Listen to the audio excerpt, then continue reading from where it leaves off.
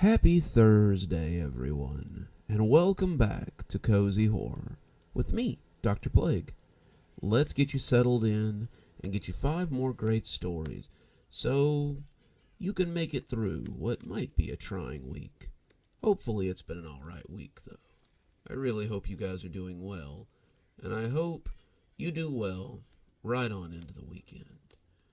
Today's topic of discussion is strange happenings in childhood, and I think I've got 5 pretty good stories to talk about that. Let's start out strong with a legend about children that go missing at a certain park, and a boy's desire to maybe play a little game with them. Let's hear a story about hide and seek with missing children. So, Bobby, what do you want to do after school? Bobby and I had been friends since pre-K, and we always hung out after school. We usually rode bikes or went fishing or did any number of other things, but Bobby had a weird look on his face today, and I suspected that today's activities might be a little out of the ordinary. He had been talking to some of the other kids at lunch, 5th graders, and God knows what they had told him. Many of them were the kind of boys to go off into the deep woods or explore the abandoned house on Cranmore Street. And I shuddered to think what sort of trouble they might get Bobby and I up to if he took them seriously. Well, Jesse, I think today we're going to the park. I looked at him funny. The park? That's a little babyish, isn't it? Maybe if we were going to ride the swings or something, but we're not going for that. That got me curious. Which park are we going to, Bobby? Bobby smiled, and it reminded me of the smiles of those 5th graders who sometimes try to get younger kids into trouble. We're going to the park over by the Drummond Apartments. I gasped. I knew exactly which park he was talking about, and he must have lost his mind. The Drummond apartment complex were a place that everybody had heard of. It was where the guys at the steel field lived when they were off shift, the place the log truck guys lived when they weren't driving big rigs, the kind of place that my dad said you could purchase some time with a woman if you couldn't get one of your own. My mom would have smacked him if she'd heard him talking like that, but it was just Dad, and sometimes he said things that he probably shouldn't have said around a child. Drummond Apartments were also next to the park that the city had closed after those 5 kids went missing. Everybody knew about the missing kids, the ones that had gone missing back in '98. Nobody was sure where they had gone, but everyone agreed that they'd been playing in the Drummond Park, a park at the edge of the woods. Other people said that now the park was haunted, and that if you went there at night, you could see ghost people at that park, as they played or did whatever it is that ghost people did. No one was sure if they were the missing kids or if they were just ghosts that had been brought about by all the sadness that had followed the place. But all the kids at school talked about them, and we all agreed that they probably existed. Why in the hell are we going there? I asked him. Because the big kids told me about how I could play hide and seek with them. That piqued my interest. What? Like playing hide and seek with ghost people? He smiled. Yup. They said if you go there in the afternoon, just as the sun's setting, you could call out to one of them by name and play hide and seek. It sounded pretty fun, so I figured we'd try it. Unless, that is, you're a baby. I bristled a little. I'm no baby. Good, he said. Then you won't mind if we play Nintendo at your house until the time comes. I almost laughed, thinking this was just some ploy to play my new game system. The N64 had just come out, and my aunt, whose husband was said to be richer than Croesus, had gotten me a bunch of games for it. Bobby's family was not well off. I don't even think they had a TV, and he liked to come over and play games a lot. I didn't mind. Bobby was my friend, and friends shared, so when we sat down to a game of Mario Kart, I assumed that would be the last I'd hear about the Shadow Kids or anything like that. We'd play Mario Kart on my Nintendo for most of the afternoon, and as the sun continued to sink, I thought maybe he'd forgotten about it, and he'd remember that it was going to be dinner time soon and asked to stay. Instead, at about 5:30, he got up and told me it was time. "Time for what?" I asked. "Time to go play some hide and seek," he said. I winced as I hit the pause button on the controller, honestly having forgotten about the whole thing. "Come on, Bobby, let's just play some more Mario Kart and then eat dinner. We don't have to go all the way out there on a dare. I bet they're just messing with us anyway." Bobby was already heading out the door to my room, but he turned and looked back at me as I continued to beg him to call it off. "I'm going with or without you. I want to see what's out there, and I'll remind you how much of a baby you are at school if you don't come with me." That pretty much settled it, and I hesitantly came with him as we went to the park to see what all the fuss was about. We got to the park about an hour before sunset, which would leave us just enough time to play a quick game and then head home before Mom started getting worried. If Mom had known where we were, she would have been worried anyway. We had both been told not to come here by our parents, and Bobby's mom would have had a bird if she had known he had gone anyway. I think all the adults in town thought the place was haunted as much as the kids did, though most of them were probably too adult to say as much. Even before the incident, the place had been creepy. The kids who played there, mostly being local ones that lived in the apartment complex. The other kids played at one of the other parks in the area, and it was well known that homeless people sometimes spent the night there. There were no homeless people there today, and as we came into the play area, I remembered thinking I was already seeing ghosts. It wasn't like the ghosts in the movies. They weren't wearing bed sheets or looking like zombies. It was more like moving TV static. As I watched, they were wavy images that walked around the little area, and they made my eyes hurt a little as I tried to focus on them. They were human-shaped, but definitely not human beings. It was like someone's shadow had gotten up and decided to amble around. No wonder there were so many rumors about there being ghosts here, especially with these things walking around. "Okay," Bobby said, and he shook his arms like he was getting ready to perform a magic trick. "The bigger kids say that all you have to do is call out to one of them by name, and they'll play hide and seek with you.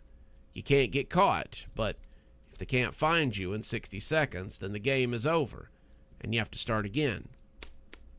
"What happens if they catch you?" I asked hesitantly. Bobby shrugged. "They didn't say, but they made it sound bad. Probably best that they not catch you." That was far from reassuring, but Bobby didn't give me a lot of time to talk him out of it. He screwed his face up like he was trying to remember something, and then he looked over at the weird ghost people and said a name that I was unfamiliar with. "Lucius Ryder." I didn't know the boy, but I recognized the name. They had certainly said it enough times at the assemblies. They would read them out over and over again, like they thought that one of us might be able to identify them just because we heard the name for the 1,000th time. We were all nervous about what had happened, but none of us really knew what was expected of us at these assemblies. Did they think we'd just remember information all of a sudden? Fat chance of that. Most of us could barely remember what we had for breakfast that morning. One of the shadow people broke itself off from the rest and walked slowly towards us. Terry was looking at it as if he thought this was the coolest thing he'd ever seen. But I was very little pleased with the results. It had come a little too willingly, like it wanted us to call it. And I was no expert on ghosts, but I knew it usually wasn't a good idea to invite things in that wanted you to call them. Lucius Ryder, we challenge you to hide and seek. We hide, you seek. Do you accept? The ghost thing didn't nod, but it did sort of glitch forward and then straighten again. It lifted its hands to cover its lack of eyes as it began to resonate, its body pulsing outward. Bobby grabbed me by the arm and said we needed to hide. I didn't know how long we had, but one look at that thing told me I did not want to be found. We both tore off into the playground, and one look at the tube slide told me that was the place I wanted to be. Bobby kept moving after I broke off, and I got to the top of the tube just as the resonating sound ended. It was like an echo in a cave when it finally stops bouncing off the walls for longer than you expected. I figured it must mean that the ghost kid was done counting. I climbed into the tube, positioning my feet so that I'd stop myself halfway down, and tried to hold myself there so I wouldn't be seen. My arms and legs started to get tired pretty quickly, but I only had to do it for a minute, and I thought I'd probably be fine. 1, 2, 3, 4, 5. I was counting in my head, pretty intent that this would be my first and last game. Bobby really should have told me the stakes before I agreed to do this, and as my arms shook a little, I heard something strange coming near the mouth of the slide. It was like TV static, or maybe that weird clicking sound you get from records, but it seemed to make me stiffen my arms a little more. I didn't want this thing to find me, and I hoped that Bobby had a pretty good hiding place. It moved away from the mouth of the tube and went along the side like it was looking for something.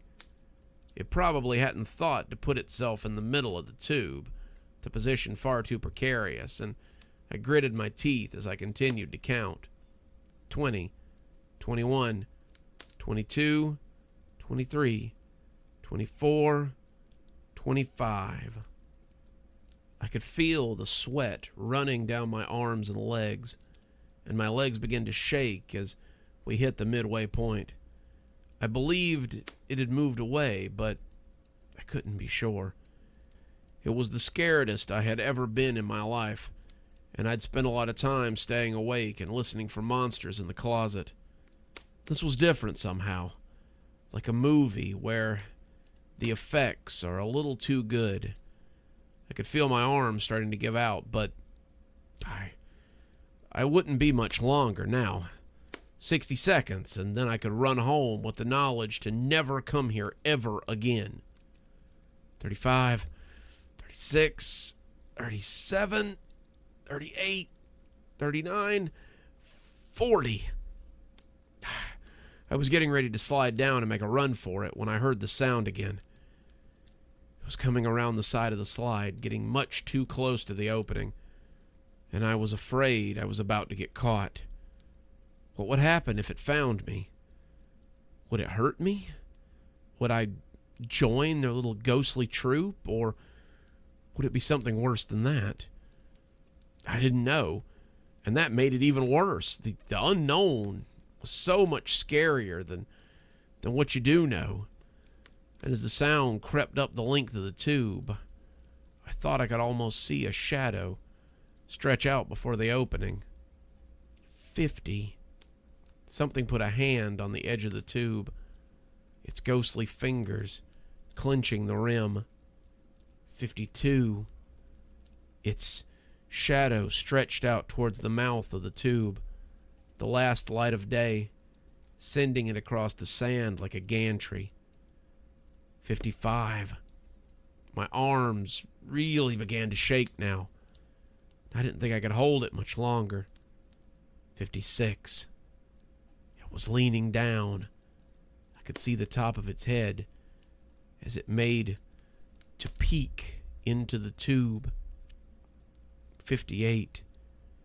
I tried to shimmy myself farther back up the tube, but I was afraid that any noise or movement would give me away. It was too close. I had almost been home free, but as its lack of eyes found mine, it began to resonate again in that strange, musical way. Then it melted into nothing, and I breathed a sigh of relief. I had made it all 60 seconds, and as I slid down the slide and felt my feet touch the ground, a deep sense of relief filled me. It was dark now, the sun having actually set, and I hightailed it home without a care for what might have happened to Bobby. He had gotten me into this mess. He could walk home by himself. When I got home, though, my mom was on the phone with his mom. She wanted to know if I'd seen Bobby, because he had never come home from school. I told Mom that I had been walking him home, but that we had parted ways a couple of blocks from the house.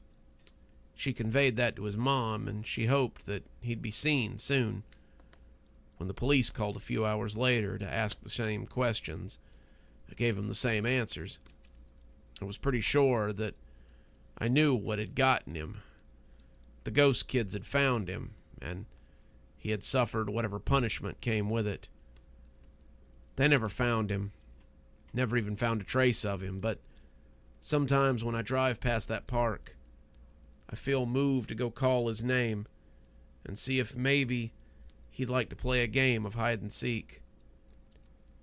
It would confirm what I suspect already, but I'm just not brave enough to go down there and play again.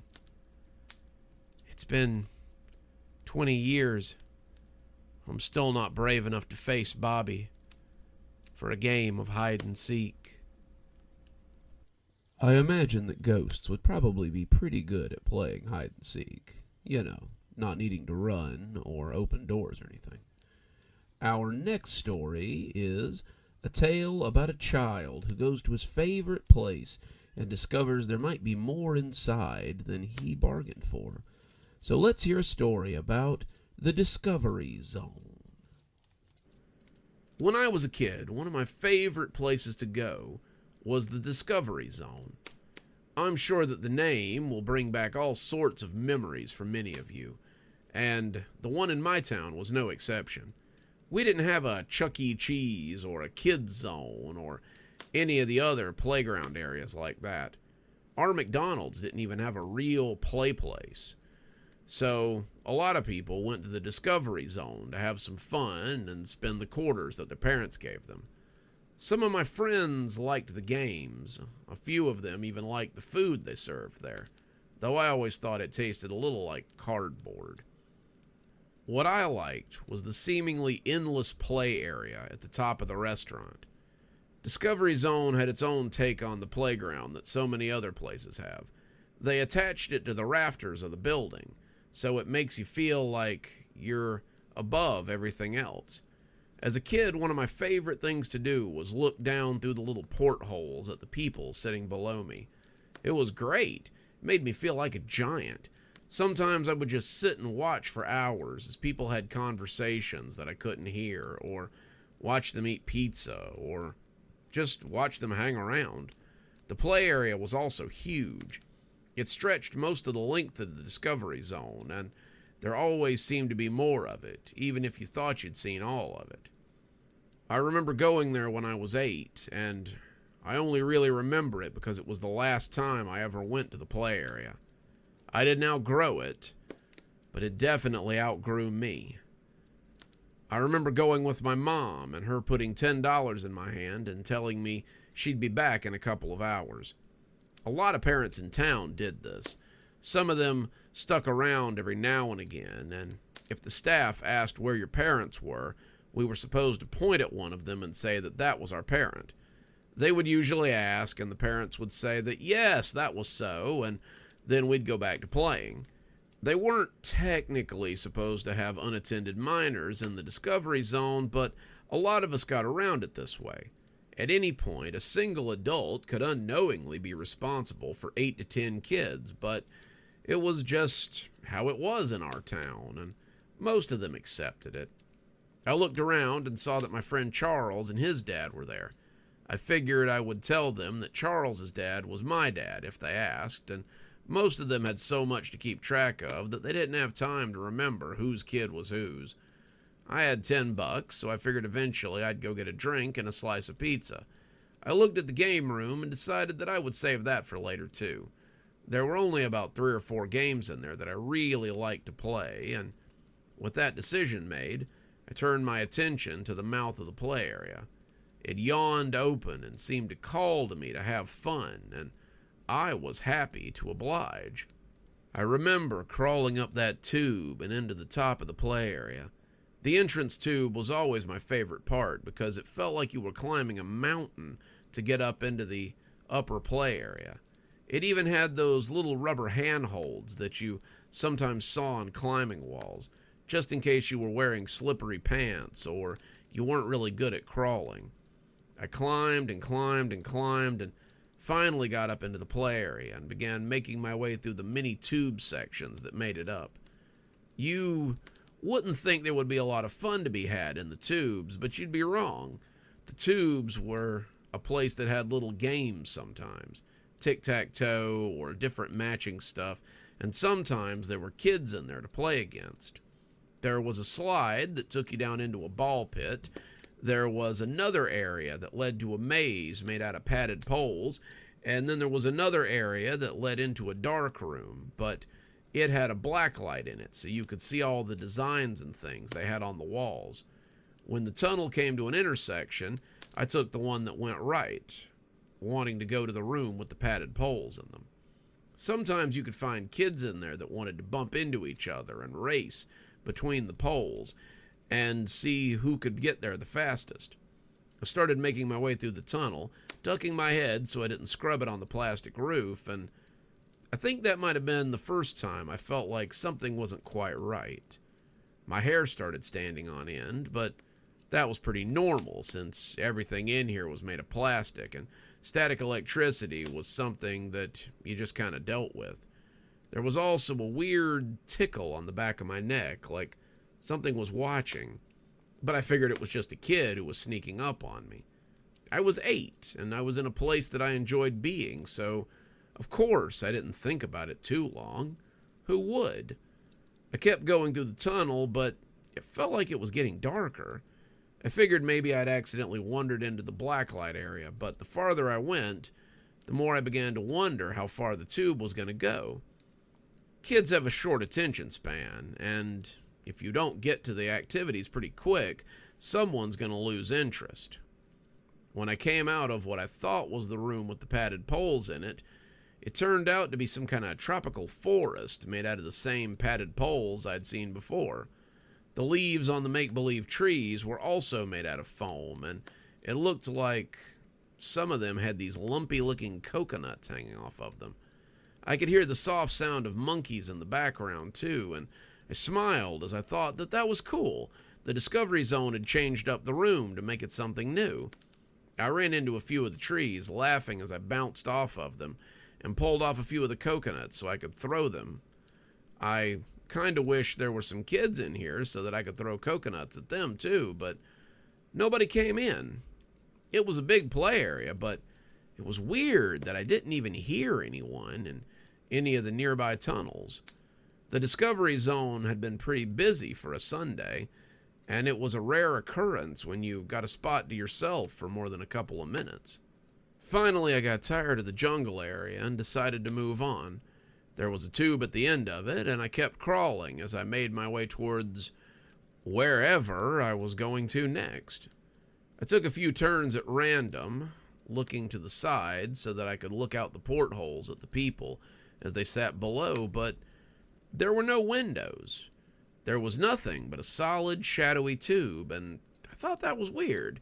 I'd been over every inch of the Discovery Zone, and I knew where everything ought to be. The area in between the activities always had those little windows so you could look down and wave at your parents or watch what was going on below. Hell, it was in the commercials after all, and parents like to get those smiling kid pictures from the inside of the porthole windows. I shook it off, thinking maybe I'd taken a wrong turn somewhere, and started making my way towards the next area. When I came into the blacklight maze, I was surprised. I liked the blacklight maze, don't get me wrong, but I'd always been a little bit afraid of it as well. It was shadowy, and there were pictures of jaguars and bears and stuff on the wall that were eerie looking in the multicolored strobe of the blacklight. You could round a corner expecting to come out at the end and nearly run face to face with a snarling big cat that someone had painted on the wall, or with the open mouth of a hissing snake as it seemed to lunge at you. It was all in good fun, but it was more than a little disconcerting. I knew the way through the blacklight maze. I nearly had it memorized, but as I took the turns that should have gotten me to the end, I suddenly found that I was in unfamiliar territory. I nearly screamed when I took a left that should have gotten me farther into the area and found myself looking at the open, snarling mouth of a timber wolf. I could almost see the slobber dropping from its jaws, and I had to remind myself that it was just a poster on the wall. Then it leaned forward and seemed to snap at me, the image swirling as it moved, and I backpedaled pretty quickly as I went back the way I'd come. That had never happened before. I'd never felt menaced like that by something in the blacklight maze. Oh, sure, I'd been a little afraid of them, but they'd never moved. Sometimes the blacklight made them look like they would move, but it was just an optical illusion. That thing had actually leaned toward me and snapped its jaws at me.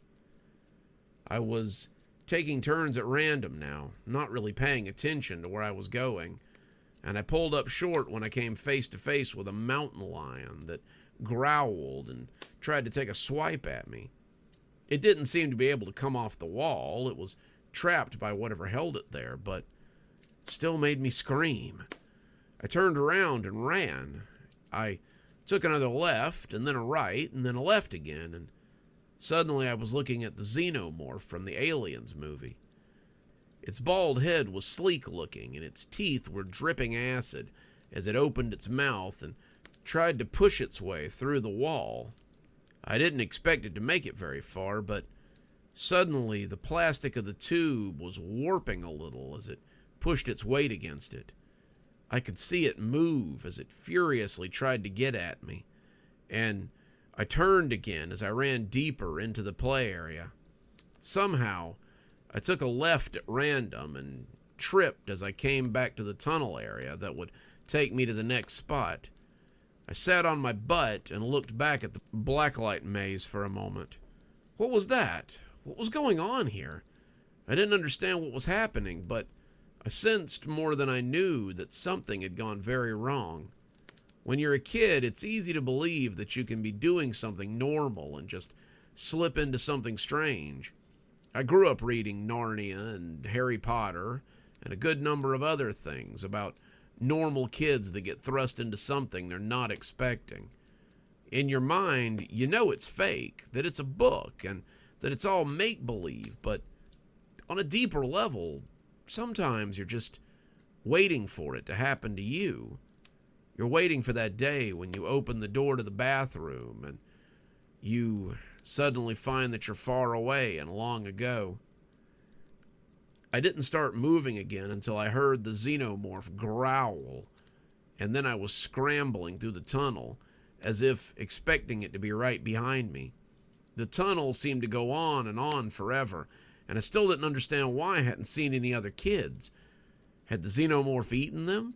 Had the monkeys come out of the trees and finally decided to rip them to pieces? I didn't know. I didn't want to find out. The longer I stayed in the tubes, the longer I realized that they were different as well. They'd always been shadowy, always been cramped, but you could still see the light streaming in through the top of them. The light streaming in through the plastic didn't feel like the fluorescent lights of the Discovery Zone. It felt like something else that was trying to push its way in. I didn't want to find out what it was, and as I crawled deeper into the play area, I started to wonder if I was ever going to come out again. I hadn't gotten very far away from the blacklight room when I heard something behind me in the tunnel. It was the scrambling of long claws, and I felt my stomach fall out from under me as I began frantically crawling through the tunnel. It sped up to match me, its nails likely chewing up the plastic as it left long gouges behind it. I was terrified. I was crying. I was praying that I would find a way out of it. It wasn't supposed to be like this. I was here to have fun. I was here to play with my friends. I wasn't here to get chased by a monster through some shadowy world version of the Discovery Zone. I could feel my tears patter onto the plastic tubing, and I was taking turns at random as I tried to find my way out of here. The tunnel shook behind me as whatever it was came lumbering up as it tried to get me. It was rattling everything in its frame, and I took another left and tumbled downward. I screamed so loud that I just knew the people in the restaurant would be able to hear me. Then my back hit something hard, and suddenly I was rolling down a long conveyor belt slide before landing safely in the ball pit. I surfaced and came around and found that I was back in the Discovery Zone. The sounds of people and laughing kids and the arcade were everywhere. No one was looking at me. I guess screaming kids aren't really that big a deal around here. And as I stared around frantically, I heard a little kid ask me to move so someone else could come down the slide. I came out of it shaking and looking around nervous as if I expected that creature to come down the slide as well and get me. Had it all been my imagination? Had it all been some strange little dream that I'd had? I didn't know, but as I looked back up at the plastic structure, I felt my blood run a little cold as I looked at one of those windows I had liked to sit at so well. The creature was staring out at me through one of the portholes, its breath fogging the plastic as it screamed wordlessly at me. Mom found me on the sidewalk about 45 minutes later. She must have seen something on my face because she asked if everything was okay. I told her I'd gotten a little scared of something and had come out here to wait for her. I didn't tell her I still had her $10 in my pocket and that I had nearly been out here for an hour. She asked me a few more times if I wanted to come back to the Discovery Zone, but I always told her I didn't. I think she believed I had outgrown it, and I was fine with that. Let her think that I'd gotten too old for it instead of learning the truth about what had happened. Looking back on it now, I'm not even sure that it really happened. Maybe I was just a kid with an overactive imagination. Maybe it was a dream I had and I made too much out of it. Maybe it was just one of those things that I just remember and put too much emphasis on. Sometimes in the middle of a dream or in a daydream, I'll find myself back at the Discovery Zone. I'm 8 years old again. I've just had a terrible scare, and up by the ceiling, staring at me from one of those portholes, is the drooling, hungry face of the xenomorph as it invites me to come back up and try my luck again. That's the only reason I believe it might be true. And it's the reason that I'll never go into another play structure for as long as I live. You've got to keep on your toes for what might be hiding in that ball pit. Our next story is about a parent going through some kind of struggle that a child really doesn't understand until later. Let's hear a story about how Dad had a hole in his head. I'm not sure which was weirder. The fact that Dad had a hole in his head, or the fact that he was just so unimpressed with it. Dad had come home from his job at the steel mill, just as he had 1,000 times. We heard him sit his hard hat down by the door as he stripped out of his jumpsuit before coming to dinner. Mom had meatloaf on the table with potatoes and peas, Dad's favorite, and we waited patiently for him to arrive like we always did. If this sounds weird to you, that's because it should. Dad had a strange idea that he should go to work, Mom should stay at home and keep the kids, and that everyone should look like an episode of Leave It to Beaver when he got home. I remember for a while, Mom met him at the door with a cold glass of beer when he came home. He eventually told her to stop so that the dust from the mill didn't get on her. It was odd, but Dad paid the bills, and that's how he liked it. So that's what we did. Mom had gotten half of her welcome home greeting out before it curdled in her throat. My brother had already seen it, but I was still looking at the TV around the corner and hadn't seen it yet. MTV was playing a song by a band I liked, and I looked up at Mom to ask if I could use the bathroom when I noticed Dad's head. Dad, meanwhile, had sat down at the table like nothing was amiss, opening his napkin and putting it on his lap. He was hungry from a day at work, and he had just started asking us about our own day when he noticed our horrified looks. "What? What's the matter?" All three of us were speechless for a moment. How did he not realize what had us all so gobsmacked? Surely he had to feel that. He had to realize what had happened to him. There was no way that a person could be so oblivious of something like that. In the center of Dad's forehead was a hole big enough to stick your pinky finger into. It wasn't like a wound. Wounds usually bleed or appear red or scabby. This one was simply a black hole in his forehead. The edges looked a little ragged, but that more reminded me of a hole that someone had drilled into the pavement than a wound. As strange as the hole was, the fact that it didn't seem to have an exit point was even stranger. "Honey," Mom asked, trying to be diplomatic about the situation, Did something happen at work today?" "No," Dad said, looking at her speculatively. "Well, Stubbins was changing the no-slip grating on the walkways, but that's really not that weird, I guess." Are you sure nothing odd happened today?" she asked, trying to tiptoe around the matter so she didn't upset him. Sometimes Dad could have a temper, and none of us wanted to see it. "I guess, maybe," he seemed to think about it. "There was this guy I bumped into on the sidewalk. I fell down, and he helped me up, but it was nothing." When she continued to look at him skeptically, he set his fork down angrily and glowered at her. "Look, Martha, if you have something to ask, then just go ahead and ask it. I'm trying to eat here." "Dad, there's a huge hole in your freaking head." I was never what you'd call subtle. Dad wrinkled his eyebrows at me. "What in the hell are you talking about?" "There's a hole in your forehead. How do you not feel that? Are you trying to be funny? 'Cause you know I don't like jokes." Despite his gruff tone, though, he began feeling around his forehead, as if trying to find the source of discomfort. He seemed half-hearted, like he was just doing it as a favor by looking at it in the first place. But when his fingers touched the ragged edges of the hole, he shuddered a little. I didn't think it had hurt him, not really. It was more like the shudder you get when you have an itch and you scratch it. He inspected it with his fingers for a moment before getting up to look at it in the bathroom mirror. The three of us hovered just outside the door as he looked at it in the mirror, and we must have looked like some old comedy routine as we waited for his prognosis. After a few minutes of poking and prodding at it, he finally turned away and walked past us, leaving us just standing there. We found him at the kitchen table, eating his dinner like any other night. "Sit down. Your mother's meatloaf is getting cold," he told us, once he noticed we were there. "Dad," I started, but Mom put a hand on my shoulder. "Harold, there's a hole in your head. Don't you think we should go to the hospital?" Dad turned his emotionless gaze on her, making it clear that he didn't want to talk about it. When we didn't move, he growled in his throat in a deep, phlegmy way.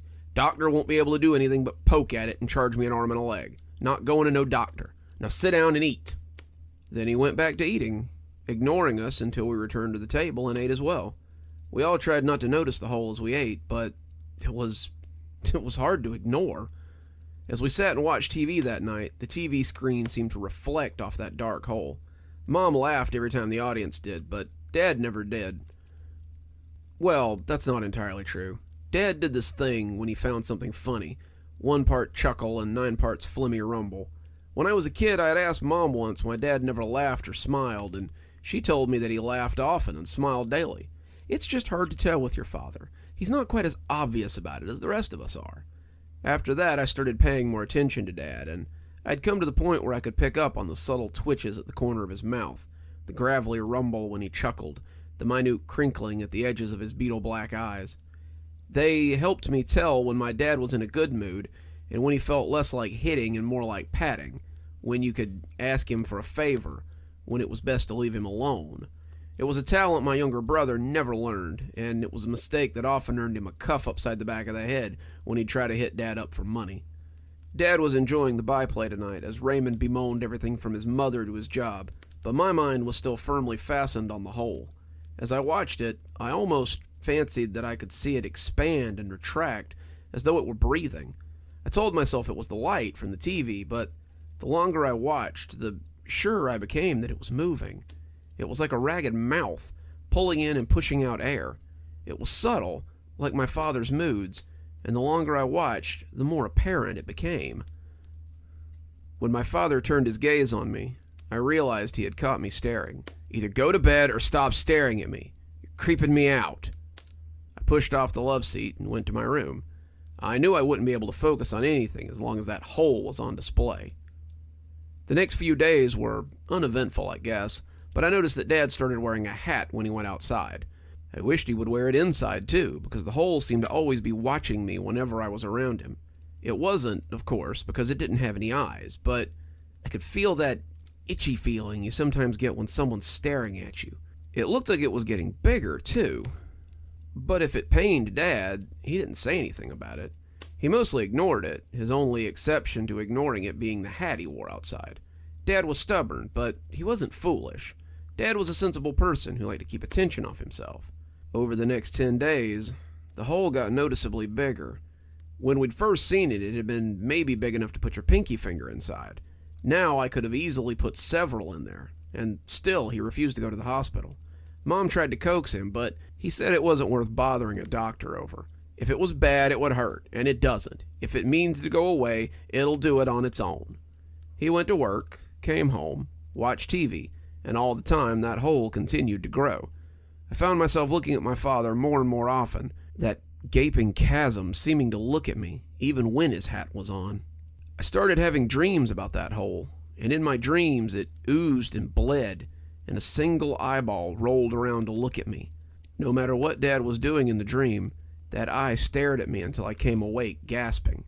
Then one day, he came to breakfast, and the hole had taken in his eyebrows. It wasn't a hole now, it was more like a pit, a crater, that just so happened to sit in the middle of my father's head. Mom was left with an egg halfway to her mouth as she stared into that gaping void. We could all see it breathing now, the push and pull of its respiration as it drew in its terrible breath. Dad sat eating his own eggs and grits, pretending like nothing was wrong, but it was clear that he felt it too. He refused to answer any of us when we called his name, and left for work with his breakfast only half eaten.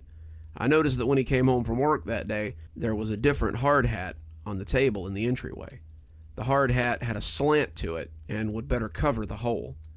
Dad may act like nothing was wrong, but I couldn't. I started avoiding him. I would come down to breakfast late, since I knew he'd be at work. I would make excuses to stay out so I could miss dinner. I did any number of other things to avoid being in the house, but it hardly seemed to matter. I had begun to hear some kind of strange whispering as I lay in bed at night, and it permeated my dreams as the eye inside began to whisper words I didn't understand. The words were alien, harsh, and unwantable, but I felt I knew their meaning. My sleep became as ragged as my father's moods, and if I hadn't been barely into my senior year of high school, I think I would have moved out. Then about a month and a half after the spot appeared, Dad didn't come down for breakfast. Mom told us that Dad wasn't feeling well. She said he must have gotten sick in the night, but the way her eyes looked told me something beyond sickness was at play. He didn't go to work that day, and unknown to us, he would never go back to work again. Mom moved into the guest bedroom, and I wouldn't find out till later it was because Dad had locked the door and wouldn't let her in. We could hear him in there bumping around. Mom would leave food in the hallway, but we never saw him take it. This went on until one morning when I forgot my notebook upstairs. I'd been heading to school, leafing through my bag, when I realized I'd forgotten my biology notebook. I had a test that day, and I wanted to study before class. I was halfway up the stairs when I heard the door to my parents' bedroom open. I stopped halfway up, not sure whether I should continue or not. None of us had seen Dad since he went into hiding, and my brother and I had been very curious about what was happening with the hole. I put my fingers on the carpet and scrambled slowly up the stairs, peeking over the edge of the stairs as I heard the scrape of silverware being bumped. I could see my father's back, clad in a bathrobe and knee socks, as he bent over for the day's breakfast tray that my mom had left for him. He seemed to be having trouble grabbing it, and his hands threatened to knock over the juice that she had set beside the bowl of oatmeal. Then he stood up, and I had to put my hand over my mouth as he came into view. The top of his head looked like nothing so much as one of those cartoon holes they used to trap each other. It was a swirling black vortex that looked a mile deep, and as he turned to go back into the room, I could see the hole was like some kind of optical illusion. It was exactly as deep on the other side as it was on the back. He turned and took the tray back into the bedroom, but when he bumped the tray on the corner of the door, I realized why we had heard him banging around so much the last few days. In my dream, the hole always had an eye, but in reality, it had stolen my father's sight. The dreams became different after that. Every night I dreamed that my family was eating around the breakfast table. My brother sat on my left, my mom sat on my right. Dad sat across from me, bent over his breakfast as usual. They all sat eating food from a massive pile, their breakfast more like a buffet. I seemed to be the only one paying attention to the strange creature wearing father's clothes, and the food he ate was pushed into the circle hole atop his head. As I watched, the eye emerged again, but it wasn't alone this time. The eye was in a face, and the face was long and terrible. The skin was tan and leathery, like a hide left out in the sun too long. The hair was white and fine like a corpse's. The teeth were jagged and yellow, its eyes the cataract threads of the chronically blind, and when its face rolled around to look at me, I would shake as its lips rose in an almost comical grin. As everyone ate, the mouth opened and a low whisper began to assault my ears. Every night, that whisper became a little louder, and over time, I came to understand the words, Shally Shally May Ray, Fori Fori May Gra, Lee Raleigh Grega, Sue Raleigh Drema. The words slid into my ears like slugs, coating my brain in the forbidden knowledge they possessed. I wasn't sure what the dream meant, but I knew that they were meant for me. Was this the thing that had been staring at me the whole time? Was this the reason I had felt watched? As the dreams continued, I began humming or reciting the words that spoke to myself during the day. I would catch myself making little rhymes out of it, and they were never far from my mind. It was almost soothing to speak those words, a balm to the terrible dreams and the terrible fear that wormed its way through my mind. I knew what it wanted me to do, and one night, I did my part. I needed to use the bathroom in the middle of the night, my bladder full to bursting. I was leaving the bathroom when I noticed that the door to my parents' room was open for the first time in a long time. There was a noise coming from inside, and it sounded pained. I thought maybe one of the dogs had gotten in there and gotten hurt, but I think even then, I knew what I would find. Dad was on the ground, his swirling head practically hyperventilating as it pulled in and out. The swirls had taken in Dad's shoulders and the top of his chest. He was lying on the floor, flopping around as his arms protruded from the vortex. I reached down and helped him sit with his back to the bed. He couldn't talk, probably couldn't even see, but he seemed to understand that I was there to help him. As I looked at the swirling mass, though, I felt the words come to my lips. I don't know if they were intentional, but I know they were the words that needed to be said. Shally Shally Rayma, Fori Fori Megra, Lee Raleigh Grega, Sue Raleigh Drema. As the words fell from me, I saw something swirling in the mass of shadows. I was worried it would be the huge eye, like the one I'd seen in my dreams, but I was even more afraid that it would be the ancient face that I often saw amidst the vortex. As it swirled and thrummed, I could see the white hair beginning to sprout from the depths. The head was coming on fast, and as those eyes emerged from the depths, I could see the corners cast up in a smile. My shaky legs took me away from him with small, stuttery steps. His face came free of the murk, but it wasn't done yet. As his head slid free, a withered form emerged beneath it. He was naked, looking like some kind of wizened mummy, as his leathery skin slid from the dark pool. Below the dark pit that had made up my father's head, his body began to shrivel up like a 4th of July firework, becoming blackened embers before my eyes. The more of that evil thing that came free, the less of him there was. and when his withered feet touched down on the soft carpet of my parents' bedroom, what remained of my father simply blew away.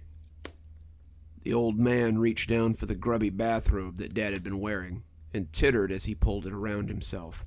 Took you long enough, but I guess I can't be upset. You and your father have served me well, though you never realized you were doing it. Your reward is not sharing in his fate.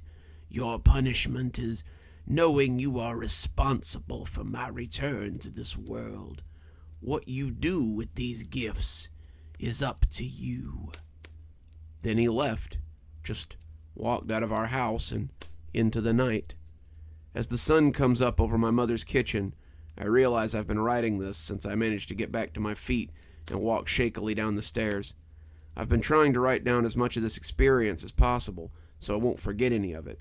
But it's so weird, and it's hard to put it all into words. What the hell was that thing that ultimately killed my father? Did it make the hole in his head? Why him? As I sit here watching the sun come up, I realize I may never know. Parental afflictions are always something that some people struggle with. It's odd to see our parents in pain or in crisis and know that there's very little we can do for them. Coming up next, we have a story about a childhood item used to tell the future, something that ultimately runs amok. Let's hear a story about the Chatterbox. She died very suddenly, though none of us could have known what lay inside her. Her name was Kimmy Wynn, and she was from Korea or Singapore, somewhere like that. We never learned much about Kimmy. Her family didn't speak very good English, though, but Kimmy spoke it well enough to understand the lessons. We tried to befriend her, but Kimmy was shy, and I'm ashamed to say that we took to bullying her. We were in elementary school and extremely cliquey. Kimmy was an outsider. She wore strange clothes. She didn't speak like we did, and we made fun of her for it. Most days, she just sat in the back of class, sat on the pavilion at recess, and said little to nothing. When she died, it surprised everyone. Kimmy lived in a small apartment complex in a not-so-great part of town. Her family worked for her uncle, Mr. June, who owned a market in the neighborhood they lived in. Kimmy had been working there after school, helping her parents pay the bills, and she'd been making a delivery on her bike when someone had abducted her.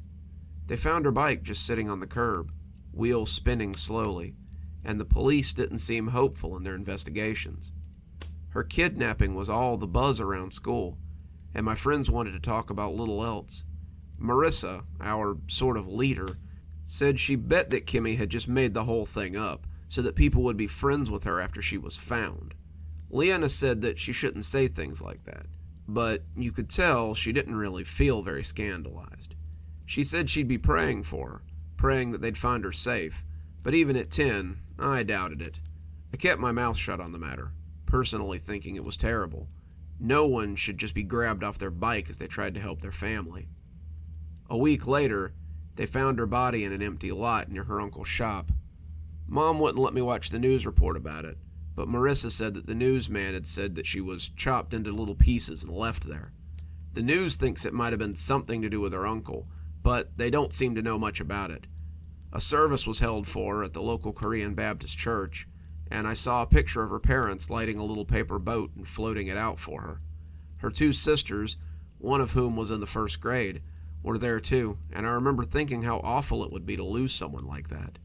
My own sister wasn't very nice, but I still didn't want anything like that to happen to her. A few days later, Miss Hurd stopped me as I was going out to recess and asked if I would put the stuff from Kimmy's desk into a box. Her parents are coming at the end of the day, and I really need to be outside with the other children. Just put it on my desk and come outside when you're done. I saw the pack of Marlboros in her hand and guessed that child-minding probably wasn't the only thing on her mind. Marissa stayed to help me, and I found that Kimmy's desk was surprisingly neat. My desk looked like a garage sale, but Kimmy's desk was very organized, and it was easy to pack her stuff away. Marissa cooed over her Hello Kitty pencil box. but I reminded her that we weren't allowed to take her stuff. The pencil box, her notebooks, her folders, and a cute little art supply case went into the box too, along with a Hello Kitty eraser and a pencil set. Marissa looked over it all greedily, but I wasn't trying to get in trouble for taking anything from a dead student, especially not when the teacher had trusted me to pack it. We were loading some of her notebooks when a small purple book fell out of the middle of them. Marissa pounced on it before I could even fully register what it was. I told her to give it back, that it didn't belong to her, but Marissa was already opening it and leafing through it. "Oh, no way! It's her journal! Give it, Marissa. It isn't yours. We need to put it in the box before someone sees it." "No way. No one knows about it, so who's going to miss it? Unless..." Marissa got a mean look on her face. "You're going to tattle on me." I stopped complaining then and let her slide the journal into her pocket. Marissa and I had been friends since first grade, but I hadn't forgotten how mean she could be either. She had bullied me in kindergarten for the better part of the first half of the year, until I'd come to school with a brand new backpack one day, and she had fallen in love with it. Marissa had said someone with a backpack that cool had to be friends with her and Leanna, and I had been part of their clique ever since. That had only been 3 years ago, though, and I wasn't in a big hurry to go back to the way things had been. Marissa and I were friends, but Marissa could be mean when she wanted to be. I won't tattle," I said softly, more to myself than to her. "Good," she said, snatching the pencil case out before I could get the lid on. I set the box on the desk, and I made sure that Marissa was out of the classroom before I left. I didn't want her doubling back to grab anything else out of there.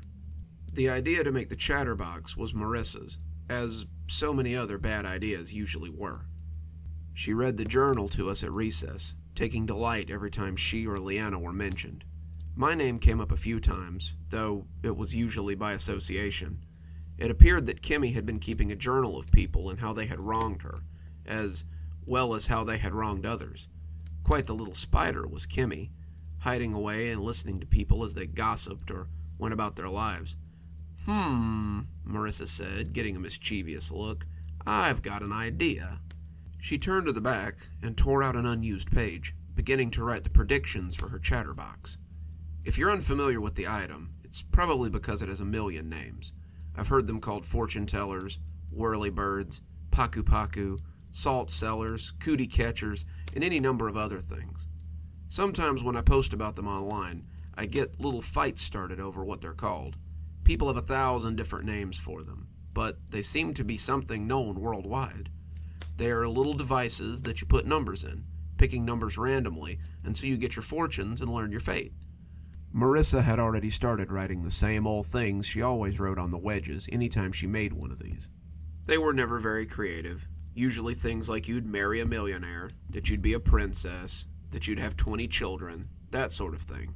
She was always very predictable, but she never seemed to include anything bad in her predictions.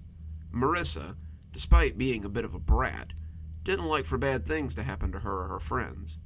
When she made the chatterbox, it was always the best outcomes. "Okay, pick a number." I looked at the chatterbox questioningly. What are you doing? Isn't it obvious? If Kimmy knew so many secrets, then maybe she won't mind telling us our future." The idea of using a dead girl's paper to tell our fortunes made me shudder, and I shook my head as she turned to Leanna. "Come on, Lee, let me tell your future." I guess it couldn't hurt," Leanna said. 5. Marissa opened and closed the device very fast, before holding out for her to pick another number. 7, she said, smiling a little as the paper creature plopped open and closed very quickly. 3, she finished, and Marissa opened the flap. "You should tell Jana what you..." But Marissa stopped suddenly. She seemed to realize that she had read words before she had quite put together what they had said. "Tell Jana what?" Leanna said, smiling but looking a little nervous. Marissa looked at me. Did you write something on this while I wasn't looking?" "No. When would I have had a chance?" Marissa started to call me a liar, but she huffed out a "hey" as Leanna took the chatterbox and looked at the tab. She looked confused when she got the chatterbox away from her, but she looked angry after she read what was on the tab. "You should tell Jana what you did to Mark at the lake." She tossed the little paper thing in Marissa's lap. "I told you that in confidence. I only kissed him because you said that I should." Lee, I didn't write that. But Leanna was already storming away, heading for the picnic tables. Marissa looked back at me, holding the paper craft out as though inviting me to take my turn. I don't really want to do it. It feels kind of creepy. Oh my God, Marissa groaned, deep in her throat. Here, I'll do it. She picked numbers at random, moving her fingers very quickly as she selected her fortune. Marissa looked mad, furious even, but that didn't seem to stop her from selecting numbers and finding out what her fortune might be. The fortune that Leanna had read had shocked her, and she was interested in finding the ones that she had written so she could feel okay again. It was a fluke, she must be thinking, and now she was going to prove it. She opened tab number 3, and I could see her hands shaking as she read it. Felicia doesn't like you. She pretended to because her mom asked her to. She looked at me suspiciously, but I just put my hands up and looked at the words inside. It's not even either of our handwritings. Your handwriting is swoopy, and mine is super sloppy. This handwriting is way too neat to be either of ours. Marissa looked at the handwriting, and then flipped open the journal as if looking for the source of it. She stared at a few of the pages before slamming the book shut and taking the chatterbox with her. I asked her where she was going, but she didn't answer. Turns out she was going on a tour of the playground. I didn't realize what was going on until a group of angry kids approached the playground monitor with a frantic Marissa in tow. The lead girl, Felicia Spaulding, looked livid, and Marissa was trying to tell her how sorry she was with every step she took. Miss Conway, Marissa's telling lies about my friends and me. Miss Conway, a broad, beefy, grandmotherly woman with hands like slabs of meat, looked at Marissa and then back to Felicia. What's going on, girls? What's this about lies? I didn't write it, Marissa wailed, waving the chatterbox with her free hand. She wrote lies about us in her chatterbox. Her box said that my mom had gotten an abortion and that Cindy was adopted. Cindy, the tall girl with the wavy brown hair that hung with Felicia in her clique, was crying and shaking her head. Other kids had similar stories. Some said that her chatterbox had told them that their parents were getting divorced. Others said that it had said it knew things that they had done or things they had said. One of them even claimed that it told him that his aunt would die later that week and that she was in the hospital with cancer. Marissa, hand that thing over, Miss Conway said, her face growing dour as she listened to the long list of complaints against Marissa. Marissa gave her the folded paper, both hesitant and loath to be rid of it, and she almost cried out in anguish as Miss Conway tore it into pieces. Next time I hear of something like this, I'll give you after-school detention. Stop writing lies about people, and the rest of you go play. They all dispersed, Marissa looking down at the pieces of the chatterbox as they drifted in the wind. I hadn't walked up with the rest, but I was still close enough to hear Felicia tell her not to expect to go to any of her parties anymore. Marissa changed after that, and it seemed to me that the chatterbox was the reason for it. For the rest of the day, she just sat at her desk and looked down at her lap. I couldn't see what she was fiddling with at first, but eventually I saw it was another one of the chatterboxes. I was shocked. Hadn't she learned her lesson after the first one? Her book was open, but her hands moved below the lip of the desk in a rapid series of jerks and swoops. She would flick it once, twice, 3 times before opening the corresponding flap and reading what it said. Every answer seemed to make her more and more agitated. She would take it off her hands sometimes and seemed on the verge of ripping it to shreds before gently sliding it back on and starting again. Marissa, would you care to answer number 4 for us? Miss Hurd asked, drawing my attention back to the front of the class and drawing Marissa out of her stupor. Marissa shoved the chatterbox into her desk and looked down at her open textbook as she searched for number 4. 17? Miss Hurd blinked. That would be correct if we were still on our math lesson. We've moved on to geography. Are you feeling well, Marissa? You don't seem like yourself today. Marissa turned beet red, digging through her desk to find her book.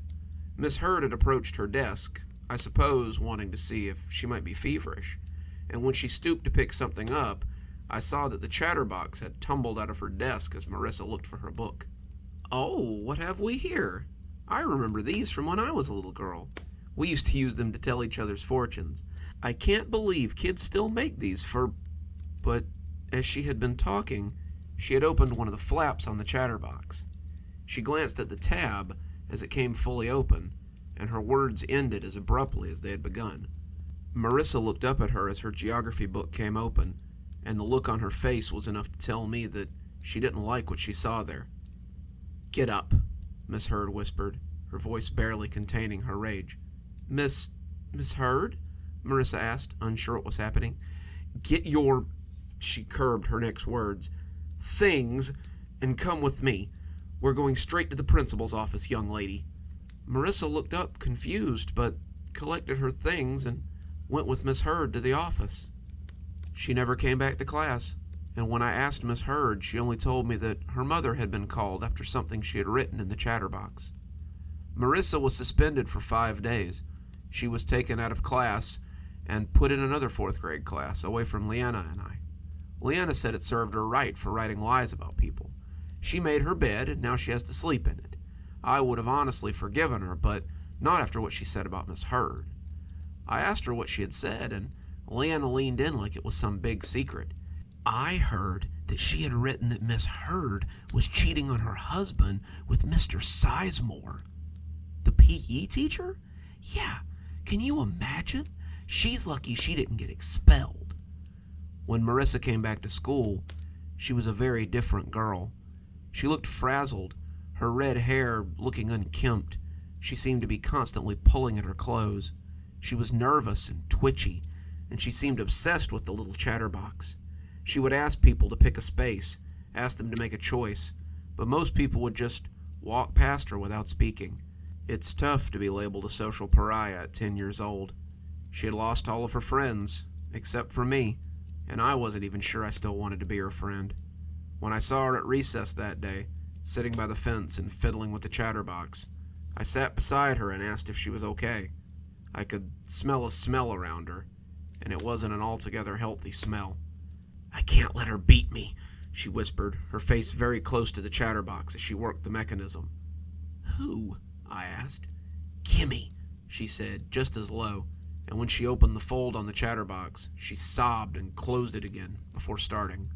"Mara, Kimmy's dead," I said, using her nickname to try to bring her back to her senses. "Not all the way dead," she said, and when she opened the tab this time, her fingers crumpled the space, and I could read the message written there just before she closed it. "Your mother thinks you're crazy." Marissa pushed me suddenly, and the fence scratched my back as I slid sideways. Through the tears that welled in my eyes, I could see her lunatic's face as she pushed it inches from mine. "That's not your fortune. Don't read other people's fortunes." Miss Conway must have seen something, because she started walking over. I got up and walked away quickly, not looking at Marissa as the playground monitor approached her. That was the last time I spoke to Marissa, but not the last time I saw her. For the next 3 months, I saw her on and off. She became like a wraith who haunted the school. She stopped asking people to look at the chatterbox. She just sat off by herself and played with it, cringing and sobbing every time she opened a flap. The more I saw her, the worse I felt for her, and eventually I decided to try and bury the hatchet. I decided that after school I would go visit her at home and try to see if we could reconcile. I also wanted to see if there was any sanity left in her to save. She hadn't been at school the last couple of days, not that anyone but me had bothered to notice. When I arrived at her house, her mother seemed happy to see me. She told me that Marissa had been feeling poorly lately, and that maybe a friend might cheer her up. Marissa's mother looked like she hadn't slept in a few days, and even at 10, I noticed that she approached Marissa's room like there might be a wild animal behind the door. She knocked, slow and hesitant, and told Marissa that I was here to see her. Marissa said nothing. She knocked again, asking if Marissa was awake. Marissa said nothing. Her mother opened the door slowly, and I could see Marissa sitting at the desk with her back to the door. She never moved when her mother walked over to her, and as I stood in the doorway, I couldn't help but take in what appeared to be the lair of a crazy person. Some of the details would come to me afterward, but many of them were seen in the split second that we often use to see details and assess if a person is a threat or not. The floor was full of chatterboxes, like a flower bed of folded paper, and her mother seemed to be stepping over them gingerly. The outside of them were covered with words, all of them written in that neat, spidery handwriting. The writing on the wall was all Marissa's, though. She had written on the wall in anything she could find. The scrawls were a messy jumble of pen, pencil, paint, charcoal, and even rusty red colors that might have been her own blood in a few places. The words were strange, not making a lot of sense. She watches. She whispers. She tells me I'm crazy. I'm insane. I'm a disappointment. She haunts me. Most chilling of all was the rusty red smear of the word Kimmy over the head of her bed, like she had traced it with a bleeding finger. When her mother started to scream, I was turned away from the bloody words as if someone had slapped me. She was screaming Marissa's name again and again, shaking the ragged scarecrow that she had become. She begged me to dial 911, and I ran downstairs to do just that. The paramedics couldn't figure it out. They said it was like her heart had just stopped, and no amount of CPR or defibrillation could bring her back. As they laid her out on the ground, I could see her face frozen in a rictus of fear and shock. Looking to the desk, I saw the chatterbox she had been toting around. It was grimy, covered in fingerprints, but I believe to this day that it was the same one that Miss Conway had destroyed all those weeks ago. The open flap was blank, the surface stark and unmarred. I can't imagine what she could have read there, and I honestly didn't want to find out. I'm in high school now. 8 years have passed, but I still remember the lesson I learned from Marissa. It's unwise to mess around with the possessions of the dead. Their things are better left undisturbed, their memories left unread. It was the last lesson Marissa would ever learn, and she learned it too late. If it's a lesson I ever forget, I have a reminder on my desk every day. You see, when I came home from Marissa's funeral, the chatterbox was sitting on my doorstep. I can't prove it was the same one. I know that it can't be the same one, but that didn't stop me from scooping it up and putting it in my pocket before my mother could see it. I heard it whisper to me that night. Its whispering is little more than a mutter as I sit here writing. It's harder to hear, but it never goes away. That's why I refuse to touch it, let alone use it. Let Marissa and Kimmy keep each other company inside that thing for the rest of time, for all I care. I don't want the knowledge they hold that badly. One more story for you, and I think I've got a pretty good one for last. It's a story about how a mother's love extends beyond measure, but may be limited to a certain point in life, and limited to a certain deal she makes with something far darker than her own expectations. So let's hear a story about baby teeth. Where are they? I sighed dramatically. Come on, Mom, really? My mom fixed me with a withering look, but it was hard for her to mask the excitement that lay behind it. You know the rules. All your baby teeth belong to me. It's Mommy's rule. Always has been, always will be. I held out the little brown envelope that Dr. Mason always put my teeth in, and I thought for a moment she was going to knock me over to get them. My mother had given him special orders that she was to receive all my baby teeth, no exception, and he hadn't really argued. I had assumed that I wasn't the only one whose mom was insistent on collecting their teeth.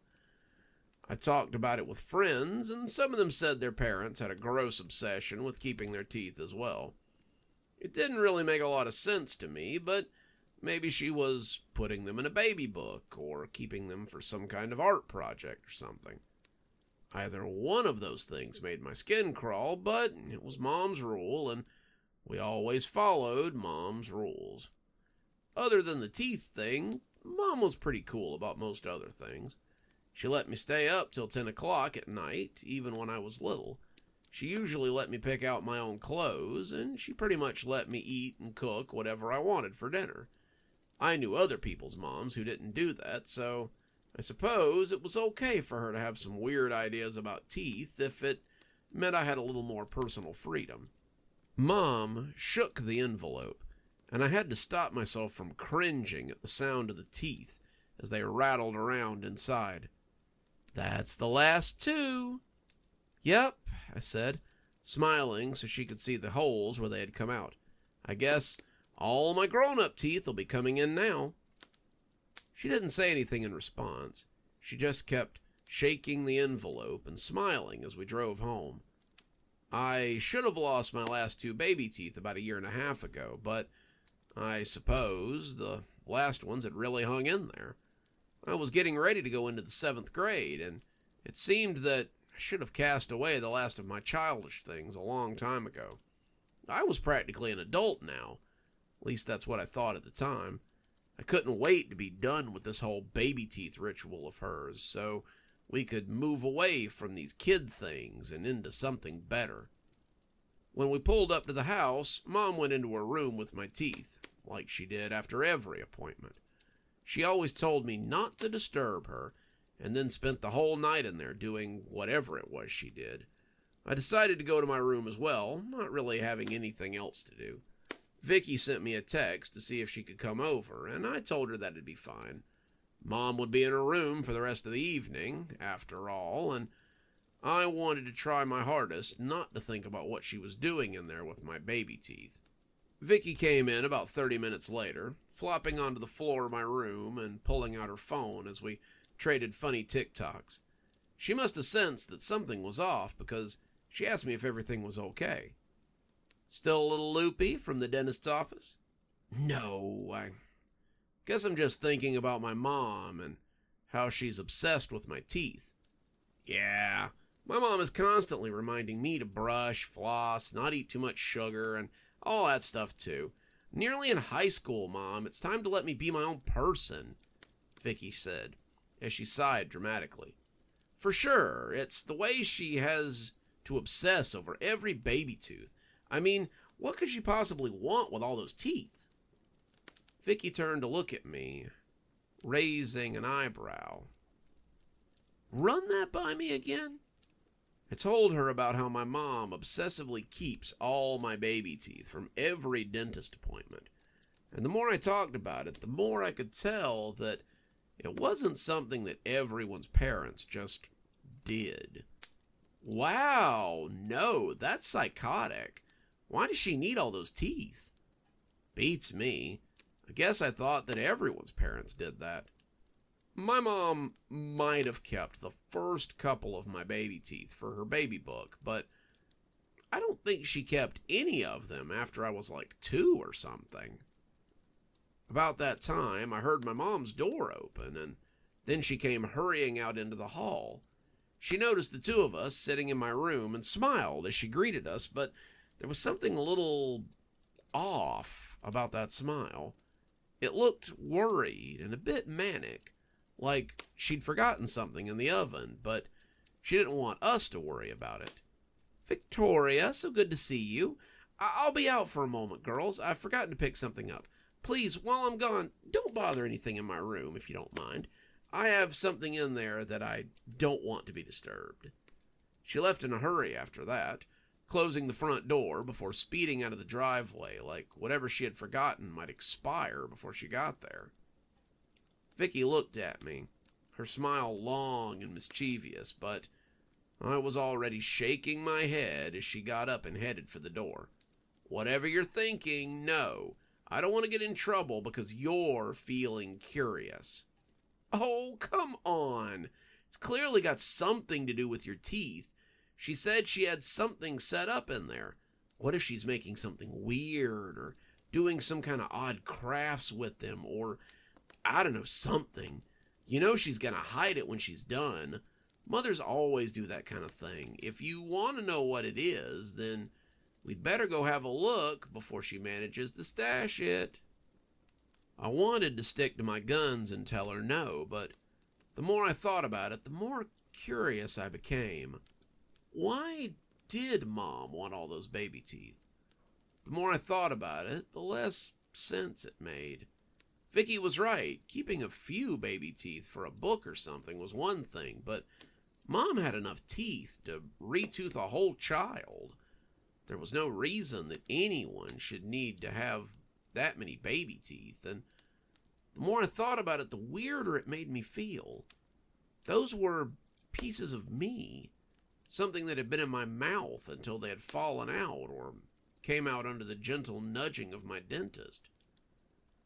Whatever she was doing with them, it had to be something worth seeing. "Last chance," Vicky said. "I'm going with or without you." I caught up with her in the hallway. Not a long trip, but it had taken me until she got past the doorway to finally decide. I'd been in Mom's room before. It wasn't like it was a place I wasn't allowed to visit. Slept in there when I was little. I'd played in there sometimes, and I'd gone to visit with her as recently as a few weeks ago. Mom and I had a pretty good relationship, other than the thing with the teeth, and I was as comfortable in her room as I was in mine. As we pushed the door open slowly, the room I saw was not the one I was used to seeing. Mom's room was usually pretty tidy. A bed, a dresser, a nightstand, and a big walk-in closet that held all of her clothes. There was a rug on the floor that my grandma had made, and there was a footstool that sat on the rug, where I had sat and read or scrolled on my phone while I was waiting for my mom to get ready.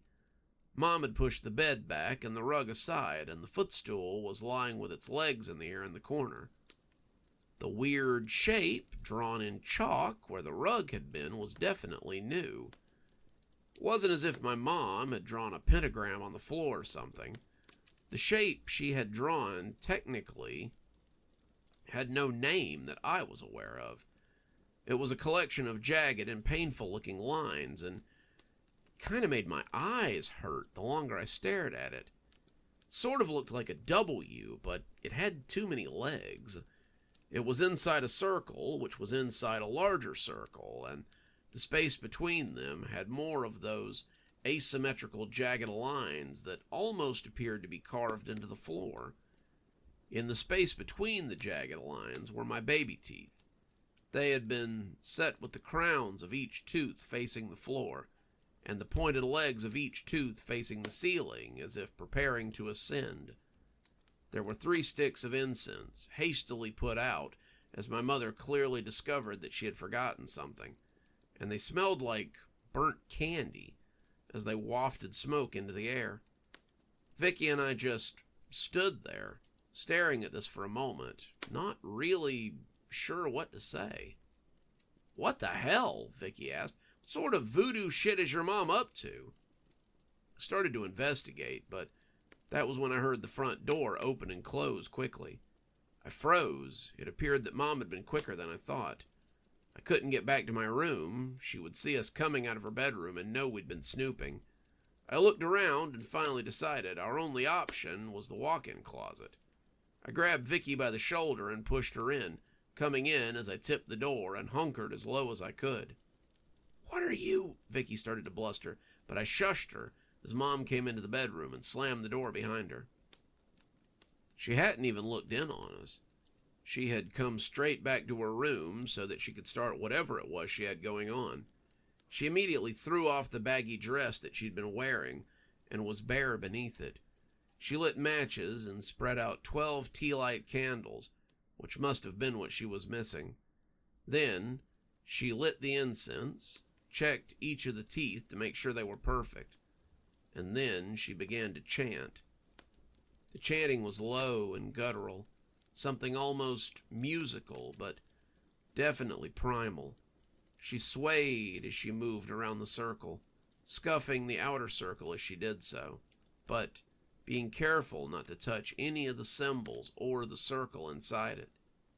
Her chanting never got loud enough that it would have bothered me if I was in my room, and I couldn't make out anything she was saying if she was even speaking a language that I could have understood. Suddenly, a bright flash erupted over the symbols on the floor, and she wasn't alone in the room anymore. Something hung in the air, something wearing a dirty sheet, something with wings that looked like a multitude of flying insects. I could hear a mild buzzing coming from the creature, and there was a smell that made my teeth come together and grind. It was used dental floss, old toothpaste, and the metallic smell of used pennies. "Have you assembled the offering?" It asked, its voice like a swarm of bugs. "I have," she whispered, her voice edged with excitement. "What is your wish?" "Give me the girl who grew these teeth. Give me the baby girl who was once my darling angel. Give me the child that I nursed at my breast. That is what I desire."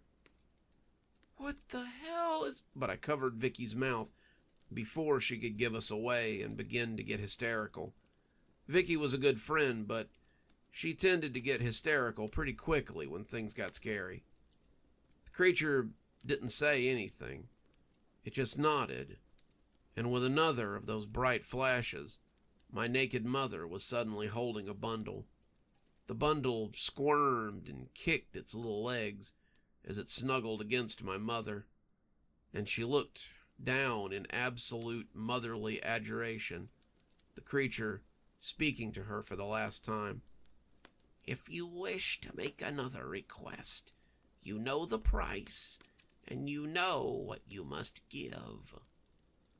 My mother nodded frantically, thanking it for its generosity, and then the creature disappeared in a puff of acrid smoke. I wouldn't discover it till later, but all my baby teeth were gone, and even the chalk symbol that had encircled them had been removed completely. My mom sang to the baby as the two of us hunkered in the closet, trying to make sense of what was happening. After a few minutes, she glanced around fretfully before wrapping the kid in a blanket and scuttling off with her like a rat escaping with food. Vicky and I stayed in the closet for another 10 to 15 minutes, and when I finally felt courageous enough to poke my head out and sneak into the hall, I discovered that the house was empty. My mother had left the front door wide open, and she, the new baby, and her vehicle were gone.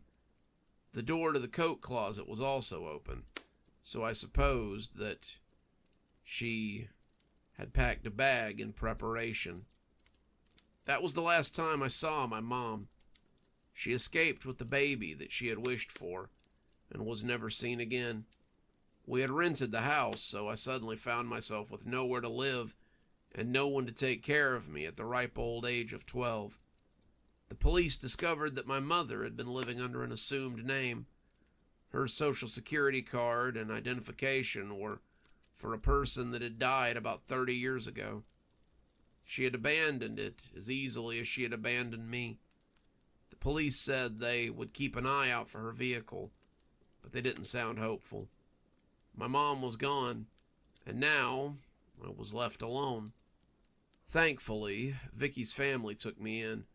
Her mother had always liked me, and they adopted me a year later. Vicky and I lived like sisters after that, and I found a family in her parents that I realized I'd never had with Mom.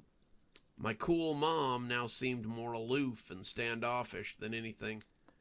It wasn't that she let me pick out my own clothes or cook my own meals, because she felt like I needed independence. It wasn't that she let me stay up late or stay out after dark, because she was laid back. At the end of the day, she just didn't care about me, and I wouldn't understand why until I met someone very special a few years later. When I was 17, about 4 years after my mom suddenly abandoned me, a woman came to the door and told me she was my older sister. Her name was Janice, and she had a very strange story to tell me. About the time I turned 6, Mom suddenly didn't really find me as interesting as she had when I was a baby. I didn't understand why she kept my baby teeth either, but I assumed that every parent kept their kids' baby teeth. Then, one afternoon, I came in and found Mom had abandoned me. Her bedroom looked ransacked, her clothes thrown into trash bags, and then left behind. She took only the essentials, and then she left. But something else I remember that stood out oddly to me were the bags on the bed that were full of old baby clothes. She laid them out like she'd been trying them on something, and then she had taken what she wanted and left the rest behind. Left me behind. I told her what Vicky and I had seen, Vicky backing me up because it sounded so god-awful crazy that I just knew she wouldn't believe me. She nodded, seeming to come to terms with what I'd told her, and smiled at me. I bet you have a lot of great memories from when you were a kid. These memories probably peter off right about the time you turned 4 or 5, right? Mom was great. She let you stay up late. She let you cook your own meals and wear what you wanted, but it was all a lie. Mom didn't give a shit about me, not after I stopped being young and cute. I wouldn't have even known you existed if I hadn't taken one of those 23andMe tests. It said I was related to Mom, of course, but it also pulled your name and the name of someone else. I'm guessing right around the time you got ditched, Mom got a new baby. She's somewhere out there, and I bet she's already collecting baby teeth again. She held out a book that she had taken from the house before CPS came and found her there. It was a book of old scribbles that talked about an entity that would trade teeth and bone for wishes. It seemed like the ramblings of a crazy person, but Janice said that she had seen the symbols in the book carved on the floor of our house. I guess Mom had run out of chalk that day because she had scraped it right into the wood before starting her little ritual. Janice said she didn't understand the words in it, but a friend of hers had said they were an odd combination of German and Slavic dialects. He said, roughly translated, it came out to the Flygeist. It's supposed to be some kind of fairy. Not a particularly nice one either. I don't know how long Mom's been trading teeth for babies, but it's been going on for at least 26 years. She wanted to know if I'd be willing to take a blood test, and after talking it over with Vicky's family, I agreed. Janice had thought we were siblings, but the test showed it was more than that. Janice and I aren't actually related. We're the same person. Blood type, fingerprints, voice recognition, everything. We're exactly the same person, just with a 12-year age difference. The tech was speechless, saying he didn't understand it, but I was basically Janice's clone. Janice and I still talk, and she's the only link I have to that side of my family. She took it well, still calls me her little sister, and she's going to find this other kid and Mom so she can keep an eye out for our youngest sister when Mom abandons her, too. I'm in college now, working on my bachelor's degree in English and foreign languages, but something keeps me up at night as I study a little more into some of the things inside that journal. One of the languages I've been studying is the German and Slavic dialect, so I can read the notes my mom left, and the more I learn, the more I believe that I was the baby that Mom took away when she left Janice. If I am I even a real person? If some fey creature made me out of air and gave me to my depraved mother, then am I really a person at all? Scientifically speaking, I suppose I am. I have blood and organs and teeth. I think and I reason. I love and I'm capable of being loved. These are things that seem to define us as humans, but I suppose a creature of fairy could do such things as well. I don't know what to make of any of this, but I suppose there's a lesson in being very careful with the parts of you that you discard. You never know who might find them, and who might find them valuable. And just like that, our stories are at an end for another day. But don't worry, we'll be back very soon with more cozy horror. Till then, this is Dr. Plague, wishing you a wonderful day and a spooky evening.